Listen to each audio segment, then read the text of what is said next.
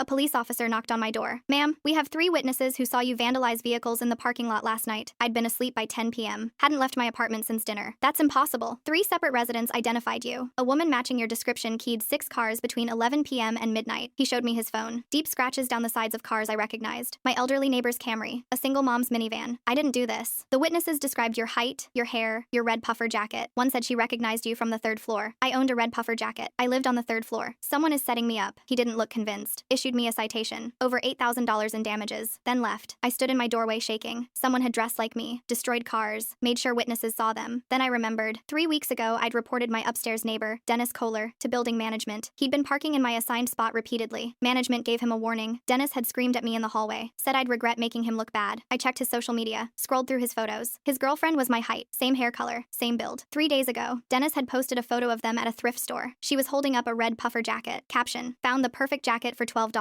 I screenshot everything. Then I knocked on doors. Asked neighbors about security cameras. Mrs. Patterson on the 2nd floor had one facing the parking lot. She let me watch the footage. 11:07 p.m. A woman in a red jacket walked through the lot. Same height as me. Same hair. But she moved wrong. I have a slight limp from an old injury. This woman walked perfectly even. At 11:23 p.m., she looked up at a car window to check her reflection. Just for a second. It wasn't my face. I took everything to Detective Marsh. The social media posts, the thrift store jacket, the girlfriend's face in the reflection. I want to be there when you question him. She hesitated. That's unusual. He framed me for $8,000 in damage. Filed an anonymous tip before I even woke up. I need to see this. She agreed. They brought Dennis into the interview room. I watched through the glass. He denied everything for an hour. Then Detective Marsh showed him the footage. His girlfriend's face. Clear as day in the car window reflection. She was just trying to help me, he finally said. That woman got me in trouble with management. So you had your girlfriend vandalize 6 cars and frame your neighbor? I didn't think anyone would get hurt. Detective Marsh let me into the room. Dennis looked up. His face went pale. $8,000 in damage, I said. My elderly neighbor's Camry. A single mom's minivan. People who had nothing to do with your parking spot. You reported me. You were in my spot. Repeatedly. I asked nicely twice. I held up my phone. The thrift store photo. You bought the jacket 3 days ago. Planned the route. Told her exactly which cars to hit. He had nothing to say. You filed an anonymous tip before sunrise. Made sure police showed up at my door with witnesses already lined up. His girlfriend was arrested at their apartment. Confessed immediately. Said Dennis gave her the jacket. Told her how to walk. What route to take. They brought her in while Dennis was still sitting there. You did this for him? I asked her. She looked at Dennis. He said you deserved it. Said you were trying to get him evicted. I reported him for parking in my spot. She stared at the floor. He didn't tell me that part. I turned back to Dennis. 3 witnesses. 6 damaged cars. 1 citation with my name on it. Detective Marsh stood beside me. All because I reported you to management. Dennis's lawyer arrived. Told him to stop talking. Your girlfriend bought that jacket for $12. I held up the thrift store photo. The damages, legal fees, and restitution are going to cost you $14,000. They walked him out in cuffs. His girlfriend followed. I watched them load into separate cars. You planned everything. The jacket, the route, the anonymous tip. Dennis looked back through the window. Wrong neighbor.